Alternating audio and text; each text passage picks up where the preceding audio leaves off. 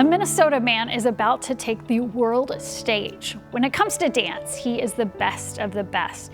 Here's how he found his voice while moving his feet. Tell me if you feel the same way, 'cause it just feels so right. As David Staller Jr. moves his body, his soul moves too. I think every time when I do dance or express myself, like, I carry my friends with me, I carry my families with me, I carry everybody that I've ever interacted with me. Like, I take their energy and like mix it with mine and then put that in my art form. It's an art form he's perfected, but it took a while to hit that rhythm. David grew up in Bloomington. I am half Korean and half Liberian. He says he struggled to embrace his identity and struggled to interact. Back when I was young, I was always very nervous, especially when it came to expressing myself, like verbally and physically as well. Even the teachers, they would tell me like, and they would tell my parents like, yeah, for some reason he just doesn't talk. He just doesn't answer any questions. He just is very quiet. And like, I already knew like I had really no friends. So when high school came around, I said like, I have to make some sort of change, or try to at least. And try to get out of my bubble, or else I don't know what other path I would go on. He started watching YouTube videos when he got home from school, secretly teaching himself the ins and outs of hip-hop movement. As I'm walking home, you know, I have my headphones in and I do this little arm wave thing, and then the kid behind me is like, yo, what was that? And I was like obviously I'm still shy, I don't really talk much. So I was like, it's nothing, I'm just gonna go home. It was really just stretching. Turns out that fellow student was a fellow dancer and asked David to join the dance crew. And suddenly, he had a new way to cope with life.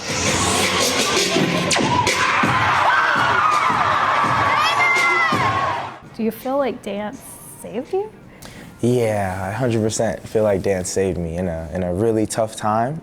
But he wasn't just surviving, he was thriving. When I won my first competition, it was like, wow, this is something that like I can impact other people in a certain way, you know, because it saved me, but also maybe my art form can help spark a light or spark some type of energy in somebody else that was once like me as well. He became a pro, and his work went viral.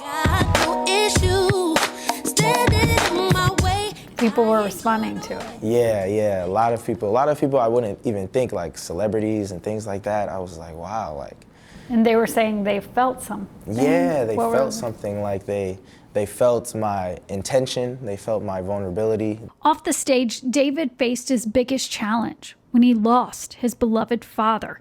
Not long after, he won a national championship.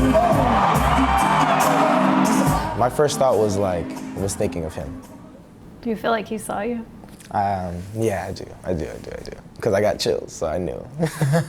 Now, his father's memory will guide him as he takes an even bigger stage, heading to Paris to represent the U.S. in the Fusion Concept World Finals. Girl, if I had to choose, I know. For David Staller Jr., moving his body allowed him to open his mouth and free his soul. It grew my voice, and now it's like I just talk all the time. A young gymnast from Bloomington is about to make history as part of a college program. It's been a long and unique journey to get to this point. Ren Clayton explains how she made it this far. From a gymnast without a team to helping make history in a matter of days. It's been crazy. When Diamond Cook attended a camp in early July, she didn't know what the future held. That's where she met Asia Sims Fletcher while practicing a new skill. I was doing it on low beam, and she said that they were really good, and she said that by Sunday it should be on the high beam. And it was, and Diamond had found the route her gymnastics career would take. She asked me if I was interested in college gymnastics, and I was like, yes. And then she mentioned Talladega, and I was like, I would love to be on that team. I would do anything to be on that team. I could tell by the way she worked and wanted to try new things that, you know, she was kind of an underdog. And so that really attracted me to her gymnastics. Diamond signed to compete for Talladega College less than 2 weeks after that camp. I was happy because I was like, my dream was finally coming true. Talladega is just the second historically black college and university to have a gymnastics program. This is their inaugural season. Gymnastics, of course, in history was not a predominantly brown girl sport. So we are continuing to build culture within gymnastics and provide more opportunities for young athletes that want to do gymnastics in college. Gabby Douglas and Simone Biles are two of the last 3 Olympic all-around champions. Change is happening. HBCU's helping that trend. It's a once-in-a-lifetime opportunity. That's our show, friends. We hope that it lifted you up, maybe even inspired you to do some good. You can catch more of these heartwarming stories. We do it live on Sunday mornings from 7 to 8 a.m. on WCCO TV. It's kind of like our local version of CBS Sunday Morning.